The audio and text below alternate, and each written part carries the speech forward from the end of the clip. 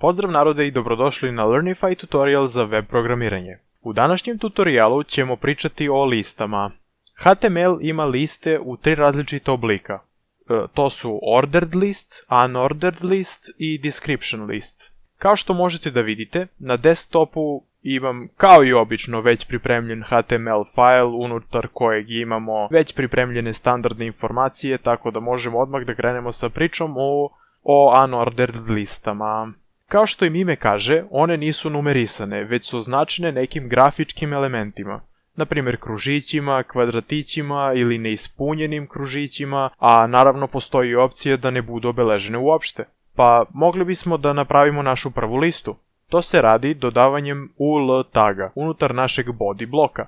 Kada smo napisali ul, time smo rekli da želimo da elementi koji će uslediti budu obrađeni kao unordered lista. A onda svaki od elemenata liste dodajemo pomoću li taga, koji se koristi i kod ordered liste. Znači, pišemo ul tag, otvoreni i zatvoreni, a zatim unutar ovog taga pišemo naše elemente. Recimo da želimo listu životinja, na primjer. Onda možemo da krenemo da dodajemo i pojedinačne elemente u listu. Prvo, šta bi drugo mogli nego jež, zatim mrmot i krtica. Najpopularniji predstavnici životinjskog carstva, zar ne? Dovoljne su ove 3 za početak. Hajde da vidimo jesmo li napravili našu listu sa 4 najpopularnije životinje ikada. Kao što možete vidjeti, izgleda da jesmo, tu su jež, mrmot i krtica. Kao što vidite, ispred svake od životinja imamo kružić. Ali to može da se promeni naravno pomoću CSS-a. Kako bismo promenili stil naše unordered liste, potrebno je da uradimo sledeće. Dodamo style atribut i unutar njega stavimo property list style type. I za vrednost treba zadati koji grafički element želimo ispred naših elemenata liste. U našem slučaju hoćemo recimo kvadratiće. Square. Zaboravio sam da pišem. Ajde da pogledamo šta smo uradili. I kao što možete vidjeti, naša unordered lista na početku ima mali kvadratić. Inače, pored kruga i kvadratića imamo i opciju da stavimo prazan kružić ili da ne bude ništa ispred svakog od elemenata liste. Taj izgled kada nemamo ništa ispred elemenata liste se dobija tako što umjesto u ovom slučaju square napišemo none, a ako hoćemo da napišemo prazan kružić potrebno je da napišemo circle, a kako bi dobili defaultni look treba napisati disk. I to je to. Sad bi mogli da pređemo na ordered liste. Već smo završili sa unordered listama. Priča za ordered liste je gotovo identična priči za unordered liste, sa tom razlikom što se umjesto ul taga koristi all tag. Pa hajde da prekopiramo ponovo našu već postojeću unordered listu i da promenimo ul tag u all tag. Kao što rekosmo, li elementi se koriste i za unordered i za ordered liste.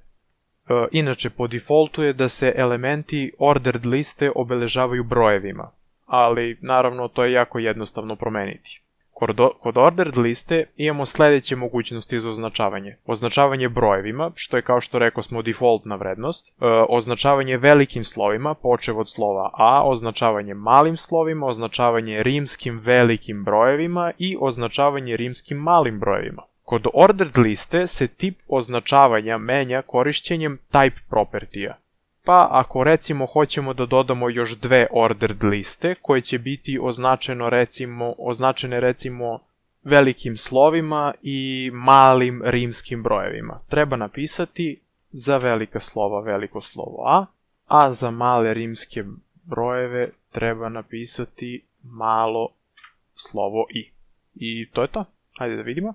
I kao što rekosmo, znači imamo po defaultu 1, 2, 3, kad smo rekli hoćemo velika slova imamo A, B, C, i kad smo rekli da hoćemo mala rimska slova imamo mala slova koje označavaju rimsko 1, 2 i 3. Inače, za mala slova bi trebalo da napišemo malo slovo A, a za velike rimske brojeve bi trebalo napisati veliko slovo I. Pa to sad znači da možemo da pređemo na description liste. Description liste su liste elemenata gde je za svaki od elemenata dat neki opis. Kako bismo definisali description listu, koristimo dl tag, što je skraćeno od description list. A zatim unutar tog taga dodajemo elemente liste pomoću taga dt, dok opis dodajemo pomoću taga dd.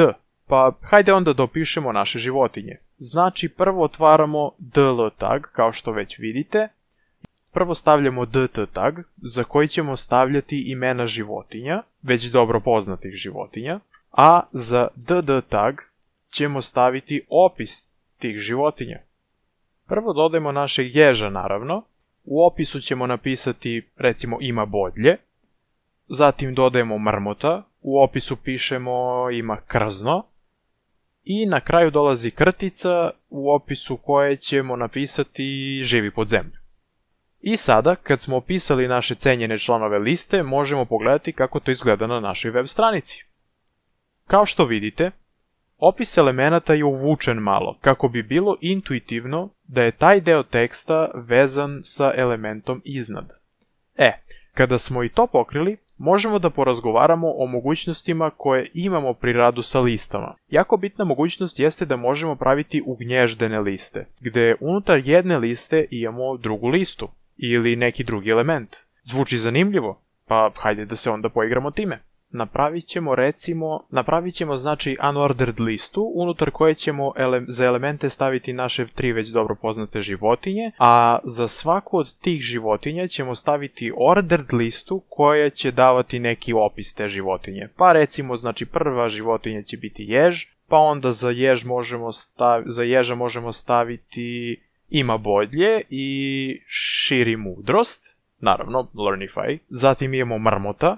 Mrmoti imaju krzno i mrmoti trčkaraju po livadama. I treća životinjica je krtica, ona kopa rupe i voli mrak.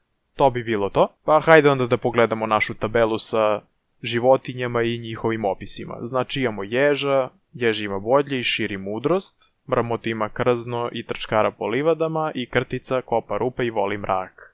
Kao što vidite, dobili smo dodatno uvučene elemente koji se nalaze unutar druge liste, što je u stvari bio cilj, zar ne? Dobro, to je bilo to što se tiče lista unutar HTML-a. Inače, čisto da vam napomenem, liste su mnogo korisnije nego što trenutno možete da pretpostavite, zato što se gotovo uvek navigacioni meniji prave pomoću unordered lista. Da, dobro ste čuli. Ali nisam hteo da se upuštam u vode pravljenja navigacionih menija još uvek. Ali ne brinite, bit će priče o njima u budućnosti. Dosta priče. To bi bilo to za danas. Ukoliko vam se dopadaju tutoriali, subscribeujte se na kanal, kako biste mogli da pratite sve tutoriale koje izbacujem na dnevnoj bazi.